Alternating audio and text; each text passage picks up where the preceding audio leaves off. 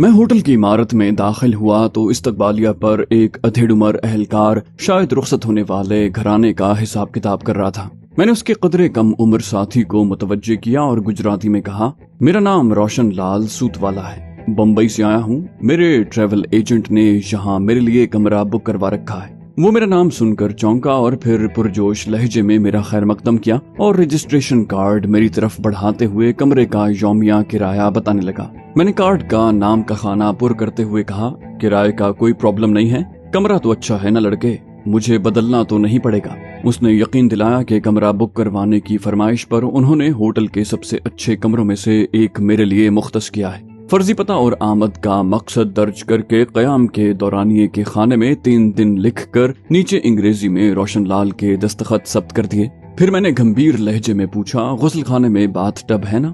उसने मसरूर अंदाज में असबात में सर हिलाया, बोला जी हाँ, जब से गोरों की यहाँ आमद शुरू हुई है हमने सब अच्छे कमरों में बाथ टब लगवा दिए हैं। उन्हें गर्मी बहुत लगती है और बाथ टब न हो तो कमरा लेने से इनकार कर देते हैं। मैंने कहा, गर्मी तो मुझे भी बहुत लगती है यार, ये 200 रुपया एडवांस रखो और बाहर खड़ी मेरी गाड़ी से सामान निकलवा कर उसे पार्किंग में खड़ा करवा दो। कमरा वाकई बहुत उम्दा था, कई एतबार से डिसेंट होटल के कमरे से भी बेहतर। मुतमईन होने के बाद मैंने इस्तकबालिया का नंबर मिलाकर कहा कि कुछ ही देर में मेरा दोस्त मुझसे मिलने आएगा, उसे मेरे पास पहुंचा दिया जाए। मुझे यकीन दिलाया गया कि मेरे हुक्म की हर्फ ब हर्फ तामील होगी। लगभग 15 मिनट के बाद दरवाजे पर दस्तक हुई। वो असलम अली ही था। उसने अपने अकब में दरवाजा बंद करके गौर से गालिबन मेरे मेकअप का जायजा लिया और फिर इत्मीनान के इजहार के लिए सर को असबात में जुम्बिश दी और फिर मुझे मुखातिब करके कहा, मुझे यकीन है तुम्हें अब राहुल के रूप में पहचानना मुमकिन नहीं है, मगर ये एहतियात रखना कि होटल का अमला तुम्हें इसी बहरूप में देखे। मैंने कहा, तुम फिक्र न करो, अब मुझे इन इजाफों की आदत होती जा रही है। मैं अपने हुलिये की तरफ से मुतमईन होकर ही होटल के अमले की नजरों के सामने आऊंगा। उसने कहा, बिल्कुल ठीक, तो फिर रतन से मुलाकात के लिए पल्लवी रेस्टोरेंट जाने की तैयारी मुकम्मल है ना? मैंने कहा, मगर 8 बजने में तो अभी 1.5 घंटा बाकी है। असलम ने कहा, हाँ, लेकिन हमें कम से कम निस्फ घंटा पहले वहाँ पहुँचना चाहिए ताकि मैदान साफ होने की तसल्ली कर सकें। मैंने कदरे तशवीश भरे लहजे में कहा, वो तो ठीक है, लेकिन अगर मेरा पैगाम लेकर जाने वाले उस टैक्सी ड्राइवर तीरथ दास के हवाले से हमारे खदशात दुरुस्त निकले तो फिर क्या होगा? हो सकता है वो उसकी मदद से बिलाखिर हमें दबोच लेने की उम्मीद में पल्लवी रेस्टोरेंट पहुंचने की जहमत ही न करे। असलम अली ने कहा, मेरा ख्याल है रतन ने अगर उसे पकड़ भी लिया तो वो उसके बयान की तस्दीक के बाद ही उसको रुखसत कर देगा और पल्लवी रेस्टोरेंट जरूर पहुंचेगा, क्योंकि हमारे पास जो माल मौजूद है वो उसकी जिंदगी बर्बाद कर देने के लिए बहुत काफी है। मैंने कहा, अगर मैं रतन की जगह होता तो तीरथ को पकड़ने की हिमाकत हरगिज न करता, मगर हम ये तस्दीक कैसे करें कि तीरथ के हवाले से हमारे खदशात हकीकी हैं या हम खामखा के खदशात पाल रहे हैं? असलम अली ने कहा, ये कैसे मुमकिन है भाई, क्या हम रतन के दफ्तर का चक्कर लगाएं?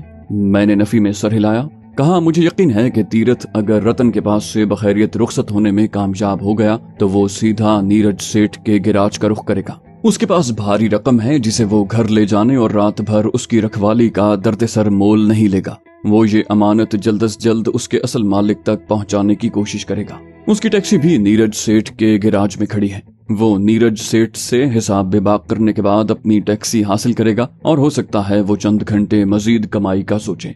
असलम अली ने मेरी बात गौर से सुनी। बोला, तुम्हारा मतलब है हम अपनी कयास आराइयों की तस्दीक या तरदीद के लिए नीरज सेठ के गिराज का रुख कर सकते हैं। वैसे ये कोई मुश्किल काम भी नहीं है, हमारे पास अभी काफी वक्त है। हम पहले नीरज सेठ के गिराज चलेंगे और कुछ वक्त वहाँ ठहर कर तीरथ की वहाँ आमद के बारे में पता करके सीधे पल्लवी रेस्टोरेंट चलेंगे। मैंने कहा, तो फिर फौरन यहाँ से रवाना हो जाना चाहिए, हो सकता है हमें नीरज सेठ के गिराज में ज्यादा वक्त लग जाए। असलम अली ने कहा, ठीक है, मगर हम नीरज सेठ का गिराज कैसे ढूंढेंगे? मैंने कहा, मैंने एक तरकीब लड़ाकर उस गिराज का पता मालूम कर लिया है, अलबत्ता हमें अधना बस डिपो का रास्ता जरूर मालूम करना पड़ेगा। असलम ने बेफिक्री से कहा, वो कोई मसला नहीं है, बस डिपो तो एक मारूफ जगह है। हम अपने हथियार लोड करके होटल की पार्किंग में जा पहुंचे। इस बार ड्राइविंग की जिम्मेदारी मैंने संभाली। मील भर चलने के बाद मैंने सड़क किनारे खड़ी एक टैक्सी के ड्राइवर से अधना बस डिपो का रास्ता पूछा। उसने इशारों की मदद से पता तो समझा दिया, मगर मुझे लगा कि उसकी नजरें फोर्ड गाड़ी पर जमी हुई हैं। मैंने पूछा, सब ठीक तो है भाई? इतने गौर से गाड़ी क्यों देख रहे हो? اس نے قدرے हिचकिचाहट के साथ कहा, ये नीरज सेठ वाली फोर्ड गाड़ी है ना? उसकी बात सुनकर मुझे खासे जोर का जहनी झटका लगा। मैंने इस पहलू पर गौर ही नहीं किया था। ये गाड़ी तो मुझे इस शहर में बेशुमार लोगों की तवज्जो का मरकज बना देगी। मैंने इस तरह के आलम में गाड़ी आगे बढ़ा दी। तभी असलम अली ने इस तरह से भरपूर लहजे में कहा, हमें इस गाड़ी से फौरन पीछा छुड़ाना पड़ेगा। मैंने चौंक कर उसकी तरफ देखा। असलम अली ने उसी परेशान लहजे में बात जारी रखी। बोला, हमसे बहुत बड़ी गलती हो गई।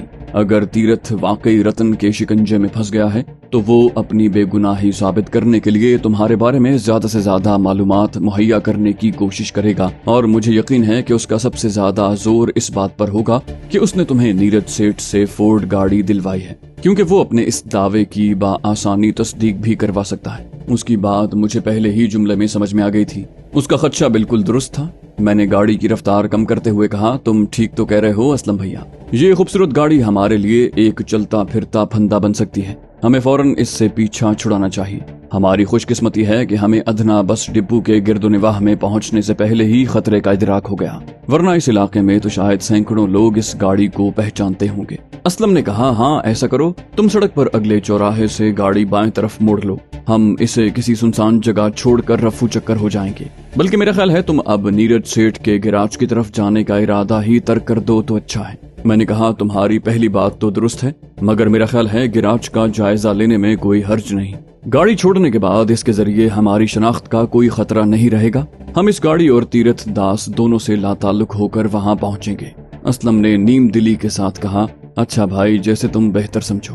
हम उस सड़क पर थोड़ा ही आगे चले थे कि एक 5 मंजिला ज़ख़ीम नौ तामीर शुदा इमारत ने हमारी तवज्जो हासिल कर ली। उसकी ऊपरी मंजिलों पर गालिबन दफातर वगैरह थे, जबकि तहखाने में गाड़ियों की पार्किंग थी। असलम अली ने पुरजोश लहजे में कहा, काम बन गया भाई, गाड़ी अंडरग्राउंड पार्किंग में खड़ी करके निकल चलते हैं। किसी को कानो कान खबर नहीं होगी कि इस गाड़ी में कौन आया था। मैंने कहा, ठीक है, मुझे भी यही मुनासिब लग रहा है। हम गाड़ी समेत जेर जमीन पार्किंग में पहुंचे तो गालिबन दफ्तरी औकात खत्म हो जाने की वजह से वहां उस वक्त गिनती की चंद गाड़ियां खड़ी थीं और हमें कोई निगरान भी दिखाई नहीं दिया। हम गाड़ी लॉक करके बेनियाजी से इमारत से बाहर निकल आए। लगभग 100 गज आगे मैंने टैक्सी रिक्शे की तलाश में आसपास नजरें दौड़ाई, मगर वहां दूर दूर तक वीरानी थी। मेरा अंदाजा था कि उस वक्त लगभग 6:30 बजे होंगे। तभी असलम अली ने कहा, मेरा ख्याल है हमें पिछली तरफ वाली सड़क पर जाना चाहिए। आते हुए वहां काफी चहल पहल नजर आई थी। उसका कहना दुरुस्त था। हम उस सड़क पर पहुंचे तो 1 ही मिनट में रिक्शा मिल गया। मैंने रिक्शा ड्राइवर को अदना बस डिपो चलने को कहा। उसने कुछ कहे सुने बगैर रिक्शा मोड़कर रफ्तार बढ़ा दी। हमारी मंजिल अंदाजे से ज्यादा करीब निकली। कुछ ही देर के बाद रिक्शा ड्राइवर ने पूछा, अदना बस डिपो आ गया बाबू, कहाँ उतरना है? मैंने कहा, यार तुम हमें नीरज सेठ के गिराज के पास उतार दो, तुम्हें तो पता होगा ना। उसने कठपुतली की तरह हाँ में गर्दन हिला दी। 2 गलियां मुड़कर एक चौड़ी सी सड़क पर पहुंचे तो हमें दूर ही से अंदाजा हो गया कि नीरज सेठ का गिराज कौन सा हो सकता है। मैंने पहले ही रिक्शा रुकवा लिया और किराया देकर रुखसत कर दिया। असलम अली ने बहुत वसी वर्कशॉप और उससे मुंसलिक शीशे के दरवाजों वाली बड़ी सी दुकान की तरफ गौर से देखते हुए पूछा, अब क्या इरादे हैं भाई? मैंने कहा, मेरा ख्याल है ज्यादा सर खपाने की जरूरत नहीं, सीधे जाकर नीरज सेठ का पता करते हैं। अगर मिल गया तो उससे किसी सस्ती सी गाड़ी का सौदा करने की कोशिश करेंगे। मैं कहूंगा कि तीरथ टैक्सी ड्राइवर ने उससे गाड़ी खरीदने का मशवरा दिया था। असलम ने कहा, मुलाकात का बहाना तो ठीक है, मगर उस टैक्सी ड्राइवर का जिक्र न आए तो बेहतर है। मैंने कहा, ये खतरा तो मोल लेना पड़ेगा भाई। तीरथ का जिक्र आने पर ही सेठ कुछ उगलेगा। हो सकता है तीरथ उसकी गाड़ी की कीमत देकर अपनी टैक्सी ले जा चुका हो और हमारे सारे खदशात गलत साबित हों। बसूरत दीगर नीरज सेठ की तरफ से किसी तबसरे के नतीजे में पता चल जाएगा। असलम ने मुस्तरिब लहजे में मेरी बात काटते हुए कहा, चलो जैसा तुम मुनासिब समझो, अंधेरा गहरा हो रहा है, कहीं दुकान बंद न कर दे। हम आलीशान दुकान की सीढ़ियां चढ़कर अंदर दाखिल हुए। दरवाजे से जरा हटकर एक बड़ी सी मेज के अकब में बैठे भारी भरकम अधेड़ उम्र शख्स ने हमारा खैर मकदम किया। वहाँ और भी कई मेजें थीं, मगर उस वक्त खाली थीं। उस शख्स ने हमारी आमद का मकसद पूछा। मैंने बारोब लहजे में कहा, हमें नीरज सेठ से मिलना है, एक गाड़ी का सौदा करना है। मेरी बात सुनते ही उस शख्स के लहजे से नरमी बल्कि मिठास छलकने लगी। उसने पूछा कि हमें किस किस्म की गाड़ी चाहिए।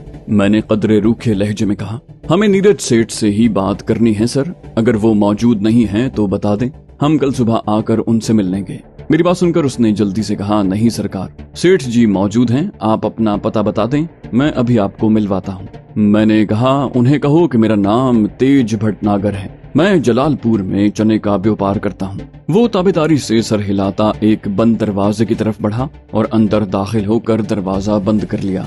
तब तक मेरा जहन एक रुख पर सोच मुस्तहकम कर चुका था। मैंने सरगोशी के अंदाज में मगर जल्दी जल्दी असलम अली से कहा, भाई मैं सेठ को सीधा कह दूंगा कि तीरथ ने उसकी फोर्ड गाड़ी लाकर दिखाने का वादा किया था। अगर तीरथ ने उसे रोशन लाल नाम बता रखा होगा तो तुम्हें ये नाम देकर मुतारिफ करवाऊंगा। मैं कहूंगा कि हमें गाड़ी खरीद कर कल वापस अपने कस्बे जाना है। जब तीरथ वादे के बरक्स गाड़ी लेकर नहीं पहुंचा तो हम खुद नीरज सेठ से बिलमुशाफा सौदा करने के लिए यहाँ पहुंच गए। असलम अली शायद मेरे इरादे का पूरी तरह तज्जिया भी नहीं कर पाया था कि दरवाजा खुला और हमसे बात करने वाले शख्स ने हमें अंदर आने की दावत दी। मैं पुरअतमाद कदमों से आगे बढ़ा और कमरे में दाखिल हो गया। वो कुशादा और उम्दगी से आरास्ता दफ्तरी कमरा था। सामने बड़ी सी मेज के पीछे छरीरे बदन का एक अधेड़ उम्र शख्स बराजमान था। उसके सर पर गुजरातियों की मखसूस पगड़ी और आंखों पर पतली कमानी वाला चश्मा था। उसने खड़े होकर हमारा इस्तकबाल किया और दीवार के पास रखे सोफों पर बैठने की दावत दी। वो मुझे पहली नजर में खासा नरम दिल इंसान दिखाई दिया, मगर मैंने ये तासुर झटक दिया, ऐसे मिजाज के इंसान के लिए इतना बड़ा कारोबार खड़ा कर लेना लगभग नामुमकिन ही था। ऐन मुमकिन है ये भेड़ की खाल में भेड़िया हो।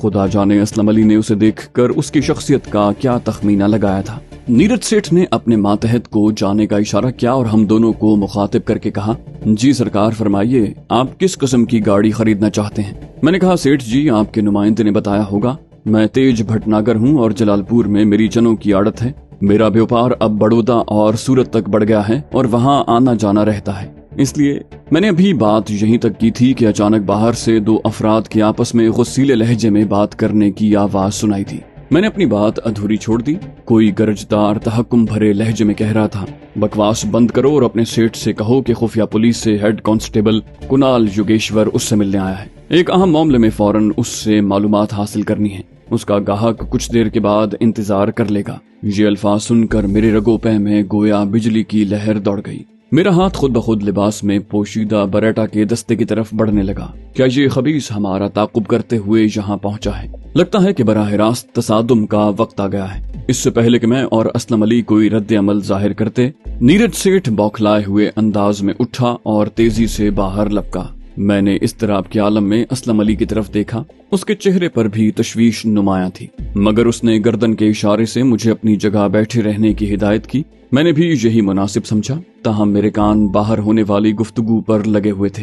हेड कांस्टेबल कुणाल उसी तहक्कुमाना लहजे में नीरज सेठ से मुखातिब था। बोला, हमने आज एक मशकूक शख्स को गिरफ्तार किया है जिस पर एक खतरनाक गिरोह से मुंसलिक होने का इल्जाम है। उसने पूछगिछ में बताया है कि तुम्हारी उससे गहरी वाकफियत है और तुम उसकी बेगुनाही की गवाही दे सकते हो। खुफिया पुलिस के अहलकार की जबान से ये अल्फाज सुनकर मेरे जहन में बजने वाली खतरे की घंटी मजीद बुलंद आहंग हो गई। मैं असलम अली की हिदायत नजरअंदाज करके उठा और दरवाजे के करीब जा खड़ा हुआ। बाहर नीरज सेठ परेशान लहजे में कह रहा था, तुम किसकी बात कर रहे हो? कौन है वो शख्स और उस पर क्या इल्जाम है? हेड कांस्टेबल कुणाल ने उसी हाकिमाना लहजे में कहा, उस मुलजिम ने अपना नाम तीरथ दास बताया है। उसका दावा है कि वो टैक्सी चलाकर रोजी कमाता है। हेड कांस्टेबल कुणाल की बात सुनकर नीरज सेठ ने हैरान परेशान लहजे में कहा, तीरथ? हाँ, मैं उसे जानता हूँ। उसने मुझसे किस्तों पर टैक्सी ली थी। वो तो बहुत भला आदमी है, मेहनत करके अपनी रोटी कमाता है। उसका किसी मुजरिम गिरोह से कैसे ताल्लुक हो सकता है? उसकी बात सुनकर खुफिया पुलिस के कारिंदे ने सख्त लहजे में कहा, इसका मतलब है वो सच कह रहा है। तुम उसकी सफाई पेश कर रहे हो। मुझे लगता है तुम्हारा भी उस जराइम पेशा गिरोह से कोई न कोई ताल्लुक जरूर है। उसकी बात सुनकर नीरज सेठ कदरे घबरा गया। बोला, ऐसी बात न करें हेड कांस्टेबल साहब, मैं एक सीधा सच्चा कारोबारी आदमी हूँ, कभी कोई 2 नंबर धंधा नहीं किया। तीरथ के बारे में वही कुछ बताया है जो मैं जानता हूँ, उससे मेरा सिर्फ कारोबारी ताल्लुक है।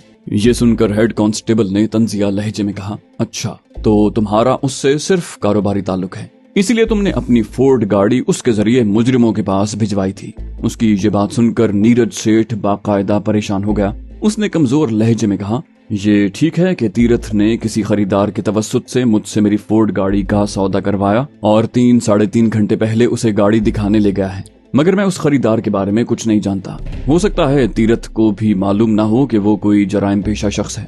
हेड कांस्टेबल ने गंभीर लहजे में कहा, इसमें कोई शुबा नहीं कि तीरथ इस जराइम पेशा गिरोह का कारिंदा है। क्योंकि वो उस गिरोह के सरगना की तरफ से एक मुजरिमाना पैगाम लेकर हमारे एक आला अफसर के पास पहुंचा था, जहां हमने उसे गिरफ्तार कर लिया। और अब जिस तरह तुम उसे बेगुनाह साबित करने की कोशिश कर रहे हो, उसे लगता है कि हमें तुमको भी गिरफ्तार करके तुम्हारे खिलाफ तफ्तीश करना पड़ेगी। ये सुनकर गालिबन नीरज सेठ की रही सही हिम्मत भी जवाब दे गई। उसने तकरीबन रोते हुए कहा, भगवान की कसम खाकर कहता हूँ कि मेरा किसी जराइम पेशा गिरोह से दूर का भी ताल्लुक नहीं। मैं तो कितने ही सरकारी ओहदेदारों को गाड़ियां बेच चुका हूँ। आप उनसे मेरे बारे में मालूमात हासिल कर सकते हैं। अगर तीरथ वाकई गलत धंधों में मुलव्विस हैं तो मुझे बिल्कुल नहीं पता, बल्कि मैं तो खुद उसकी वापसी का इंतजार कर रहा हूँ कि वो मेरी गाड़ी या उसके दाम मेरे हवाले कर दे। हेड कांस्टेबल ने कुरेदते लहजे में पूछा, उसने कितने में तुम्हारी गाड़ी का सौदा करवाया है? नीरज सेठ ने अपना लहजा मजबूत रखने की कोशिश करते हुए कहा, 2100 रुपए में। इस पर हेड कांस्टेबल ने कहा, अच्छा तो तुम उस मामूली ड्राइवर पर इतना एतबार करते हो कि इतनी महंगी गाड़ी आंखें बंद करके उसके हवाले कर दी? नीरज सेठ ने दिफाई लहजे में कहा, मैं उसे 3 साल से जानता हूँ। टैक्सी की किस्त भरने में कभी देर या नागा नहीं किया। वैसे भी वो अपनी टैक्सी मेरे गैराज में छोड़कर गया है। मैंने उस पर कोई अंधा एतबार नहीं किया है। 1600-1700 रुपए में वो टैक्सी भी बिक जाएगी। हेड कांस्टेबल ने कहा, तो अब तुम अपनी गाड़ी और तीरथ दोनों को भूल जाओ और इस टैक्सी पर गुजारा करो। उसका बचकर निकलना मुश्किल है, मगर हम तुम्हारे बारे में भी पूरी तफ्तीश करेंगे। नीरज सेठ ने हिम्मत पकड़ते हुए कहा, हाँ सरकार, मुझे कोई एतराज नहीं है। बाकी तीरथ अगर मुजरिम है तो आप जाने, आपका काम जाने। मुझे उससे कोई सरोकार नहीं। मैं समझूंगा एक सौदे में घाटा हो गया। हेड कांस्टेबल ने कहा, ठीक है, अब मैं चलता हूँ। जरूरत पड़ी तो दोबारा आऊंगा। हो सकता है तुम्हें तीरथ के खिलाफ गवाही के लिए हाजिर होना पड़े। नीरज सेठ ने बेहाल लहजे में कहा, जो हुक्म सरकार। मैं कानून का साथ देने के लिए हर तरह तैयार हूँ। इस पर हेड कांस्टेबल और नीरज में कुछ रस्मी बातें होने लगी। असलम अली जाने कब मेरे पहलू में आकर खड़ा हो गया था। मैंने उसकी धीमी आवाज सुनी, तुमने तीरथ गरीब को मरवा दिया भैया। उसका इन दरिंदों के शिकंजे से बचकर निकलना मुश्किल है। मैंने गंभीर लहजे में कहा, मैं उस बेगुनाह को बचाने की हर मुमकिन कोशिश करूंगा, मगर मुझे इस खुफिया पुलिस वाले की बातों में भी कुछ साजिश की बू महसूस हो रही है। ये जिस तरह नीरज सेठ को डरा धमका कर तीरथ के मामले से बेताल्लुक होने पर मजबूर कर रहा है, ये किसी कानून का एहतराम करने वाले अफसर का अंदाज तो हरगिज नहीं है। असलम अली मेरी बात सुनकर चौंका, बोला, यार ये बात तो मुझे भी चुभी थी। लगता है ये बदमाश किसी और ही चक्कर में है। मैंने कहा, ऐसा करो कि मैं नीरज सेठ से गाड़ी के सौदे के बारे में बात आगे बढ़ाता हूँ। तुम उस कुणाल योगेश्वर के पीछे जाओ, शायद हमारे शक की तस्दीक या तरदीद का कोई रास्ता निकल आए। इस फैसले पर पहुंचने के बाद हम दोनों वापस अपनी साबिका नशिस्तों पर आकर बैठ गए। कुछ ही देर में नीरज सेठ अपनी पेशानी से पसीना पोंछते हुए वापस आ गया। मैंने असलम अली को कहा, यार तुम अपना काम करके यहीं वापस आ जाओ, इतनी देर में नीरज सेठ से मेरी बात मुकम्मल हो जाएगी। असलम अली ने इस बात में सर हिलाया और उठकर बाहर निकल गया। मैं नीरज सेठ की तरफ मुतवज्जे हुआ और मानी खेज लहजे में पूछा, खैरियत तो है ना सेठ जी? वो पुलिस वाला बहुत गर्मी दिखा रहा था, क्या मसला है? नीरज सेठ ने फीकी सी हंसी हंसते हुए कहा, कारोबार में ये सब बखेड़े झेलने पड़ते हैं भटनागर जी। अब यहाँ अंग्रेजों के दौर वाली ईमानदार पुलिस थोड़ी है। अब तो ये लोग दौलत ऐंठने के लिए हर साहिब हैसियत को मुजरिमों के साथ नत्थी करने की कोशिश करते हैं। ये भी इसी चक्कर में यहाँ आया था। एक बेकसूर को लूटने के लिए गिरफ्तार कर रखा है और मुझे उसके जुर्म में शरीक साबित करने की धमकी देकर पूरा 100 रुपया हथिया कर ले गया है। मैंने कहा, ये तो बहुत शर्मनाक बात है, आपको उसके आला अफसर से शिकायत करना चाहिए। नीरज सेठ ने बेजार से लहजे में कहा, हम कारोबार करें या इस तरह के कानूनी हेर फेर में पड़ें, मुझे यकीन है इन छोटे ओहदे वाले अहलकारों की वारदातों से इनके अफसराने बाला को भी हिस्सा जाता होगा। हम दरिया में रहकर मगरमच्छों से बैर लेने की गलती कैसे कर सकते हैं सरकार? आप बताइए, आप किस तरह की गाड़ी चाहते हैं? मैं अभी कुछ कहने ही वाला था कि असलम अली कमरे में दाखिल हुआ। हम दोनों उसकी तरफ मुतवज्जे हो गए। असलम अली नीरज सेठ को नजरअंदाज करके सीधा मेरी तरफ बढ़ा और मेरे कान में सरगोशी की, जल्दी से उठो और मेरे साथ चलो, एक इमरजेंसी है। उसकी बात सुनकर मेरी रगों में इस्तराब की लहर दौड़ गई।